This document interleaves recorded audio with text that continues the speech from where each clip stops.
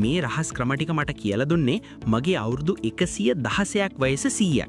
1. මේසේ යටින් බෝතල් මූඩියක් කලව ගන්න. පොඩි අයිටම්ස් දාන්න මේක මරු. ආයේ කවදාවත් නැති වෙන්නේ නැහැ. 2. ලී ලෑල් එකට ප්ලාස්ටික් බොක්ස් එකක් හයි කරලා බ්‍රේකර් එක ඇතුළට දාන්න. ප්ලග් කරාම වතුර යන්නේ නැහැ. පට්ටම ප්‍රායෝගිකයි. 3.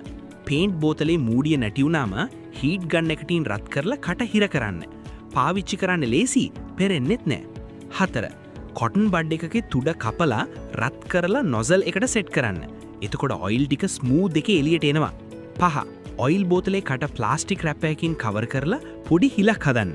එතකොට තෙල් හැමතැනම හැලෙන්නේ නැහැ. 6. රෝදෙට ස්පැනර් එකක් දාලා ඉබී යතුරකින් ලොක් කරන්න. එදා ඉනම් මගේ බයික් එක කවුරුත් උස්සලා නැහැ. 7. ඇන තද කරද්දි වැටෙනවා නම් රෙන්ච් එකට ටේප් කෑල්ලක් අලවලා තද කරන්න.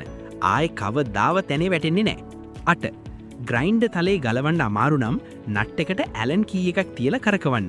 ලේසියෙන්ම ගලව ගන්න පුරුවන්. මේ දේවල් ඔයා කලින් දැනගෙන හිටියද?